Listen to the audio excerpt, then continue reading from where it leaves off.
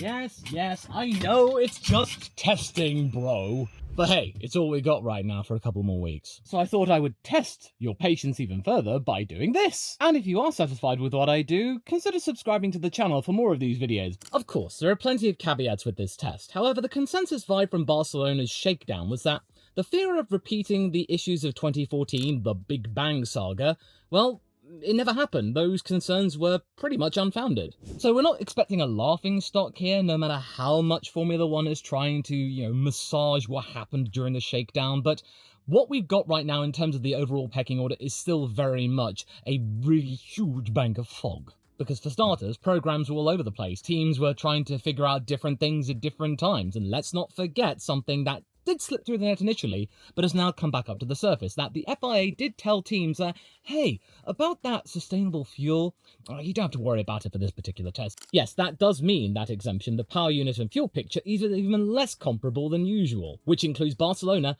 and Bahrain seemingly, all in a bid to ease homologation and cost pressure as we head into a new cycle. So, therefore, times can be an even bigger asterisk. We don't know which teams decided to elect for the brand new fuel, or kept with the more conventional fuel that works with both power units. That time of Lewis Hamilton, the fastest of the entire Shakedown, could be up for debate, or it could be Mercedes running the conventional stuff, and then the Ferraris are using the new juice. So the safest way to rank these teams as to who are the winners or the losers or the meh, and the meh takes on a different meaning here as in it's too early to say just yet, is to how well the teams were able to execute their programs and how confident they looked. Because the whole point of the test was to iron out the gremlins throughout their entire systems, so for the teams that look polished already, then that pretty much will tell that they could be on to something really good in the official preseason tests, and the ones that struggled more, yeah, like Audi said, there's a very long list of things to do. Let's kick off the winners with one that's not often talked about and gets buried underneath the Mercedes hype, I must admit. That is the matter of Ferrari. And they were able to do all of this with their supposed safe car. If there's one thing I got from this test was that the Scuderia looked really solid. Really solid. And again, if reports are to be believed, this is with the A spec of car. Because you see, Ferrari's Barcelona looked like the kind of week engineers crave for a brand new regulation cycle, because the team bagged the second most amount of laps by some margin, and didn't have any headline-grabbing failures. The most significant incident that happened was Lewis Hamilton briefly span at one corner but was able to recover it and went on his merry way again. And the drivers were talking in a manner that looked really understandable, in fact, kind of hopeful. It seemed a lot more perky than whatever we heard during the days of the SF25. And in terms of the verdict of Lewis Hamilton, what does he think of these cars? He likes them. He finds them a bit more fun to drive. And quite frankly, a happy Lewis can only be a good thing for Formula One, because say what you will of the man, to see him suffer through that first season at the Scuderia, a childhood dream that I don't think he was ever expecting to actually fulfill, that was really sad to see. I'm glad that he's feeling a lot better now, with a new race engineer potentially, and maybe a few more points added to the roster of his own particular ideas for Ferrari. Helps that the steering wheel that he and Charles have cooked up seems to be much more to their tastes. And in terms of pure optics, since that's how Formula One likes to operate these days, especially with the way they've been massaging the highlights packages, the Ferrari having the fastest lap time is a very good optic for the casual fan. Even though more hardcore fans like you and I are probably aware that it's just testing, bro. Times are borderline meaningless at this point, but in this very moment, for the Tifosi, this gives them that little bit extra hope that at least this season will be a smidge better than the previous season. Because our brains are hardwired to look at a time and go, ooh, but then a few seconds later we have to go, no. But as I've said time and time again, the more important bit to read is the lap count and how clean they ran. And Ferrari logged almost as many laps as Mercedes in their own program, with Ferrari-powered cars nearly reaching 1,000 laps together, which is a big early confidence signal for systems integration and baseline reliability, especially for a supplier which was attached to many off-season rumours saying that it was going to be a bad product. And on the subject of Hamilton, Reuters also reported him describing amazing mileage and a much more productive feeling start than the previous season's test, which usually means the team has got through its installation and correlation checks without chasing ghosts all day. In short, I think Ferrari came off as one of the cleanest winners because their January campaign finished on a really good note.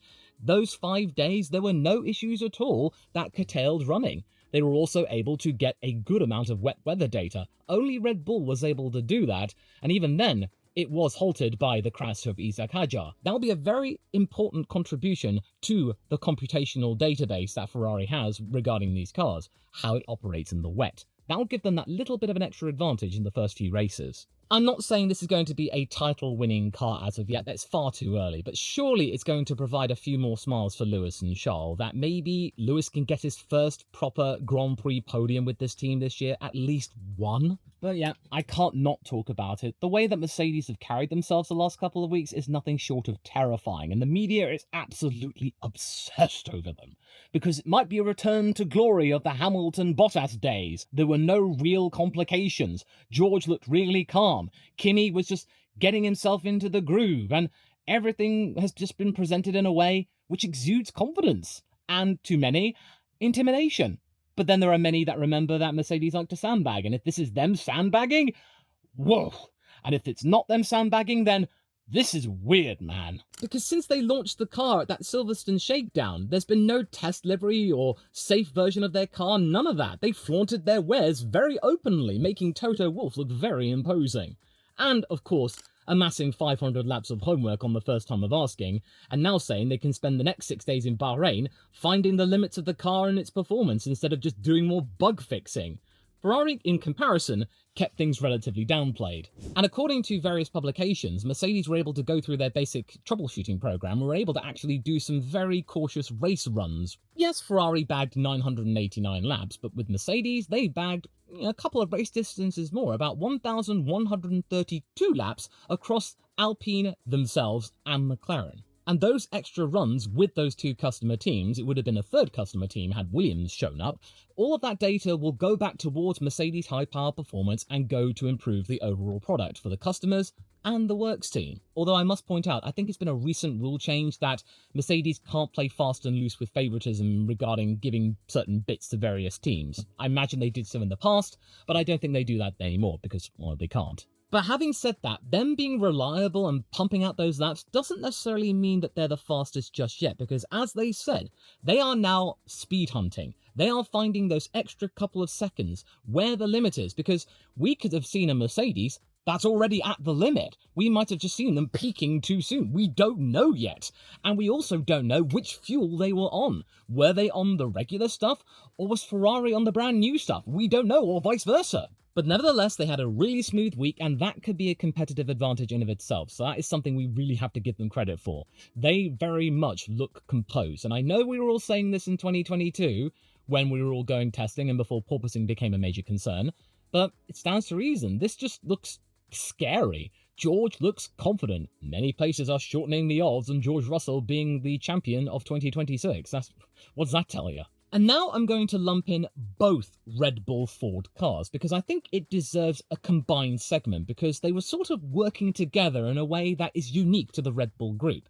And I know that does stir many pots regarding that Red Bull shouldn't own two teams. Well, it was acceptable at the time, and it's still acceptable today. There are many people shouting out that it's a bad thing, but in the case of Ford, it was a very good thing. And what we saw with Isaac Hadjar's crash meant that V-Carb really jumped up to take on the mantle. But for Red Bull, the senior team, the story was less about being the fastest and more about, did the new in-house power unit behave like a proper engine? And is Max Verstappen happy? Well, the answer to both those questions is a fairly solid yes. Barcelona was encouraging. Max was happy. And this team wasn't mired with a duff engine and a prospect of no points. Are they title hunters? Well, it's too early for that, but based on early predictions from various other places, including Sky Sports, they do have Red Bull still within the top 4 at this time. What we got from Red Bull Ford, even though there were some gremlins to begin with, which was fairly understandable for a brand new entity, they were able to amass 620 laps with one less customer than either Ferrari or Mercedes, which is no mean feat. If they had done, they would have been much closer. But yes, I will talk about that disruption. Isaac Hadjar's crash did throw a cat amongst the pigeons, but in a way, it probably did provide some kind of stress test in being able to think about workflows at this time. And like I mentioned in the Ferrari segment, they did manage to get some wet weather data that can go back into the computer, and they can work from there. One of only 2 teams that can say that. Yeah, because all the other teams were going, oh, a puddle! Oh! But then it was followed by a strong final day haul with Max Verstappen logging over 100 laps. And the important part is that the team got a lot of power unit data because their sister team also ran on the same hardware. and they got the same crucial wet weather data too. And Lauren Mickey's leaned into prideful vibes, but stressed it is early days, but that baseline is there, which is about as positive as I reckon the teams will get at this moment around a shakedown. Operational resilience is why I rate them as winners here, because they faced an absolute calamity with that fairly sizable crash thanks to Isaac underestimating the difference between a wet weather tyre and an intermediate tyre, as well as it snapping out on him entirely, completely throwing him for a loop, and they managed to get back on track again, with Max Verstappen putting in a very sizable amount of laps and saying, I feel positive about this car. And thusly, the fact that Red Bull had to sit out 2 days to get those parts to the circuit meant that Racing Bull stepped up to the plate and they did an admirable job. Both Arvid and Liam, they had their moments, but they also had moments to feel really confident. Lawson especially, he really likes these cars. And Alan Permain, the team principal, praises the new power unit's reliability too, and admitting that they were pleasantly surprised by how well it went. And this goes back to Mark Rushbrook's comment, the lead Ford bod on this project, about them now focusing on drivability now they've got reliability down, making this an engine that the drivers all like, and so far, Max likes it. Ford's doing the business. Now, okay, we're going away from the conventional thinking, and I reckon that Alpine was one of the least talked about teams at this test because, well, they finished last year. Nobody cares about Alpine. Well, I think you should care a little bit because, for starters, have you seen their rear wing? Because the scale of the task for them was notable, switching away from their own engine and integrating a Mercedes one and gearbox. And despite early rumours of them having difficulty firing up the thing at base, they still had a really smooth time of it throughout the week.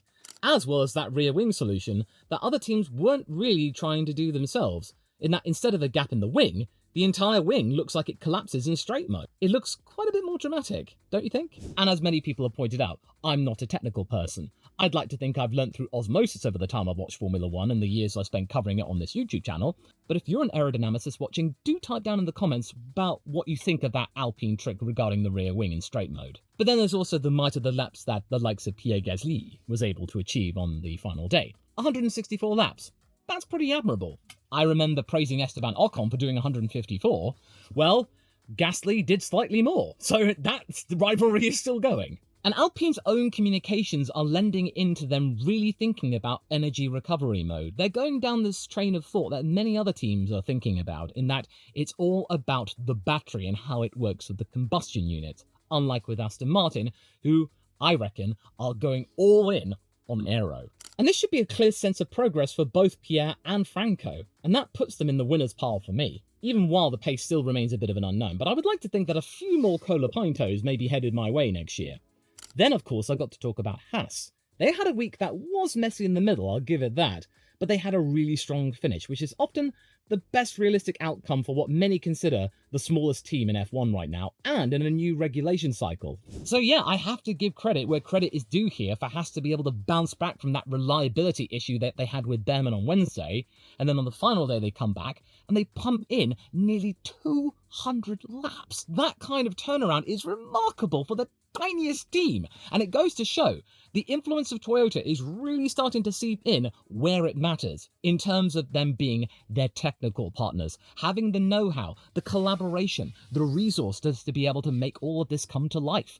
This would not have happened if we were doing all of this time last year. And let's not forget, one of those problems, the reliability issues, was described as very serious by Io Komatsu. So this wasn't some sort of little problem that could be fixed within an hour or two. No, this was a pretty much game-stopping problem. And then on Friday, both Esteban and Oliver got out of there, and they managed to get that huge bank of laps in. I think Oliver got in over 100 in the morning alone. And Komatsu also stressed it wasn't only about quantity, but it was the quality of laps, the drivability, which usually means they were able to run what they intended to run, and give their drivers something to work with, instead of them just suffering through the early days and bug fixing.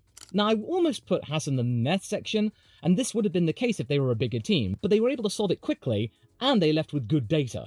So therefore, I do lift them up into the winners category for the sheer achievement of them being able to do this. So in that same regard, regarding the size of teams, we move on to the meh section, or in this context, too early to say, as in, I'm not entirely sure whether they were meh, or winners or losers. And for that, I've got McLaren starting us off. Because the way you could read McLaren's week is that it was fine, with a couple of really concerning edges.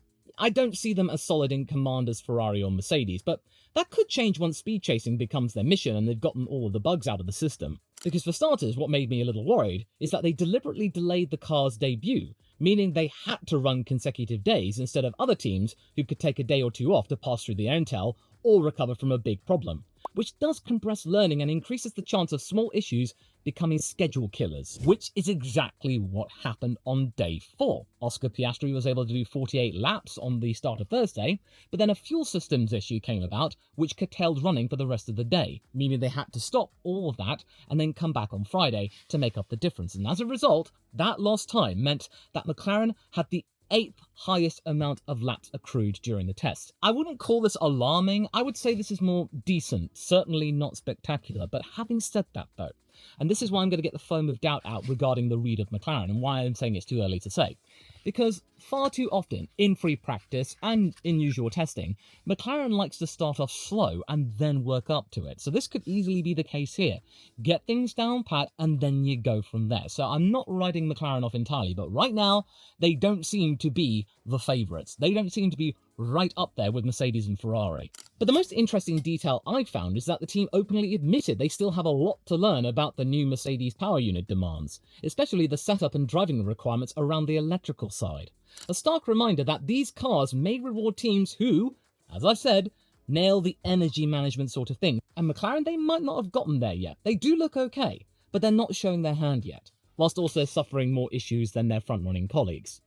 Then there's Aston Martin. And I'm not going to be too harsh here and peg the team as losers, because as I said in my video Friday, this team managed to get the car out there at all. 2 years ago, they probably wouldn't have been able to do this, so the fact they were able to get that car out, and even though it did bug out them on the Thursday, they managed to get it back out there on Friday, get 65 laps out, not too bad, and with the speed limited car, them clocking the speed traps as Fernando Alonso being some 45 kilometers an hour slower than everyone else. And that's about 25 to 30 miles an hour down the straight. That does add up. So Aston Martin's hand is even more obscure than McLaren's. Them running on day 5 compared to other teams running on day 5, their final day, it's a whole different kettle of fish. And that might have been by design, because we see this car, it's Adrian Newey's car, it looks so wild, looks so radical, it gets many engineers and aerodynamicists having a trouser accident as we speak, but yet we don't know the full potential of them. We will not know this until the Bahrain test, and even then,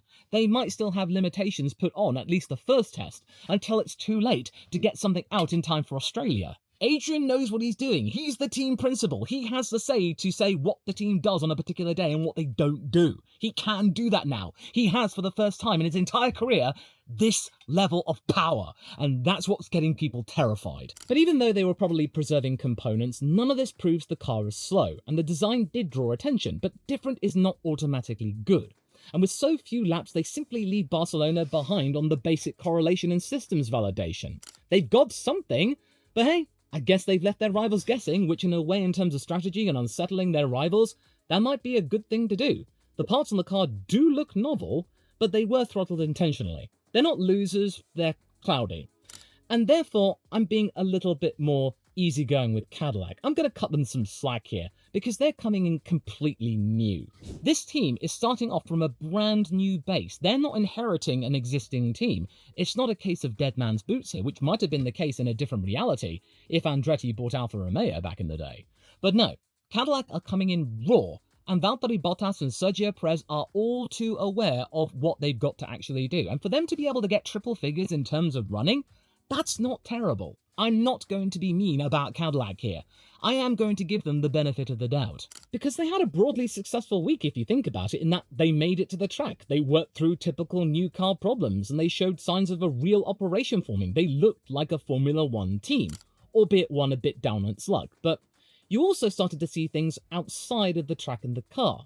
You're starting to see more sponsors being drip-fed to their audience and being added to the racing overalls, having been photoshopped out in the overall reveal of Sergio and Valtteri. But the hard numbers is really hard to digest when compared to other teams. Because yes, they had 164 laps to their name, but they also were one of the slowest, so there's still some way to go here, but it's also in a way to be expected. I know that one of my bold predictions with them maybe getting a podium, but I did say that would have been in extraneous circumstances or something related to reliability. But make no mistake, they've got a huge mountain to climb right now, Cadillac, and so far they've gotten off to a fairly decent start in that they got out there.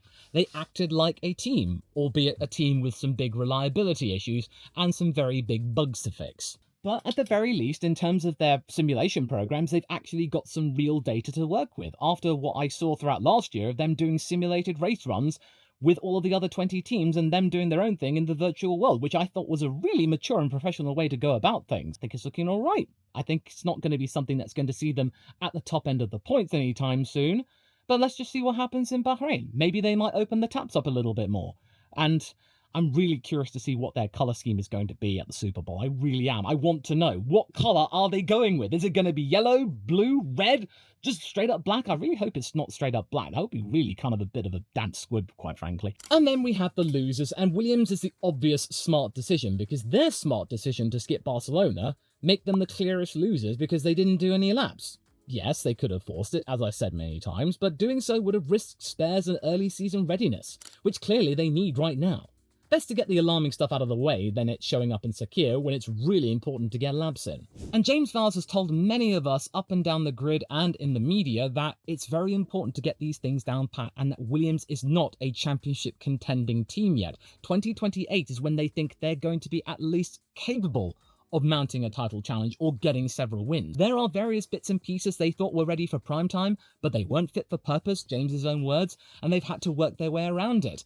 And they're simply not at a capacity that Aston Martin are right now, that they can rush something in and can get a car out in some shape or form and get some solid laps in. But at least for them, Mercedes were able to do the business with their own power units, so that's one variable out of the way. And realistically, it's all about avoiding any pitfalls regarding the bigger picture. The Shakedown is just one test. If they have Bahrain in their sights, they need to get there and just do the business without causing any stink. Although I must admit, I did see a little bit of a meme with Carlos and Alex on it and them just going, "Dude, where's my car?" And it's quite clear that this wasn't an easy decision to make. James stressed it that they were intended to be at Barcelona, but they pulled the plug at the very last minute and have now banked on the idea of virtual track testing, as in having a physical/digital twin of the FW48, running it through its paces, and it's the engine, the gearbox, all the parts, with a virtual reality world, and that's what they might be able to do in comparison. It might have worked well if they were doing it in tandem, but they can't do that. They might arrive in Bahrain with a surprise. They're changing their livery reveal into just being a computer-generated one. It's not a physical one. It's not with the actual car. But we're talking about Barcelona's Shakedown here. We're not having to sugarcoat it anymore because they are losers. They absolutely are. I'm not going to call them meh. I'm not going to call them winners because they didn't do any laps. They just have the gumption and the willingness to stomach the fact they didn't do any laps. Then, this really pains me to say it, and considering this is my main team for 2026, I am going to have to peg Audi as a loser. Yeah. The hype they managed to generate with them being the first car of the 2026 ilk to get out there at Barcelona, that belief, that hype has lost its sheen a little bit. This was in a way a classic new manufacturer week. Yeah, they have some experience from the Sauber days to help them, but even with that, everyone's going into this new year with absolutely no expectations. They had early reliability issues, but they at least managed to come back from it and pull in about 240 laps or so, which wasn't that far less than McLaren were able to accrue in their own way, so some crumbs of comfort there. But given the nature of their issues and the amount of red flags they managed to build up, the gremlins they had were most likely power unit related, which admittedly we all thought were going to be the slings and arrows that Red Bull Ford would have been having to suffer, but they had a relatively solid week of it. But again, on Friday, they managed to turn things around and stopped it from being a bit of a laughingstock and brought them closer to the more coherent and conventional teams. Only about 40-ish laps behind McLaren, 60 behind Red Bull Ford, a brand new power unit supplier. So it wasn't all doom and gloom. There were things to see that looked optimistic, but like I said at the top of the video, Mattia Binotto has opened up on the fact there is a really long list of things to do, but reliability isn't quite there yet. I still believe in them. I will continue to believe in them. I'm going to buy their jacket, absolutely. But this was not a very good start for Audi, but this is a very long road, as they've been saying time and time again. 2030 is their year. You might be thinking I'm being biased, but I'm saying this was not a good shakedown test for them, but at least it all happened now than in Bahrain. They can actually take a look at things and come back to the Sakir circuit and get things improved from there. Bortoletto and Hülkenberg, they managed to get somewhere. But it does make me feel a little unsettled that Hülkenberg still feels completely lost with these regulations. He has no clue what he's doing, apparently. And that's Nico, I don't like hearing that. And then, as a dishonourable mention, this is not a Formula 1 team, it's Formula 1 itself, because, Stefano, please, this test should have been kept private. You should have just honoured what the teams wanted. Let them have their draconian security. Let the Spanish Secret Service help keep people out. What we didn't want you to have is your fixation and obsession for content at the beginning of a brand new season and publicising the Shakedown as if it were a conventional event, when it actually wasn't. It was funded by the teams, it wasn't funded by you. You had to make a compromise, and we got this compromised mess where we were trusting people up in the trees more than you. All in the pursuit of Domenicali trying to insist that 2026 is not going to be like 2014, bro, trust me. We are really reliable, everything is fine. Yeah, there may have been some offs, but it's typical of them just going a little wide or having a little ding in a barrier. No, they didn't even mention that part. They didn't mention lap counts, they didn't mention lap times. That was a reason why they cut the official streams from the circuit, and we've had to find different ways of getting lap times. But even then, it's just, this was an embarrassment, and it makes us question sometimes, get the foam of doubt out, as to what the narrative is from Formula 1, especially this year. Are people at the circuit going to see a different thing than what people will see on TV or in the highlights package? Because Domenicali does say there is a very big chunk of fans, the casual ones, who don't watch full Grand Prix and watch the highlights, the way that Formula 1 can paint a narrative. So, just something to remember. We may not get to see the full picture this year, or it'll get downplayed to the hilt. But for now, I'll leave it at that. If you'd like to continue your time up the ladder here, you can check out this video over here, which I do believe will tickle your fancy. I'll see you over there.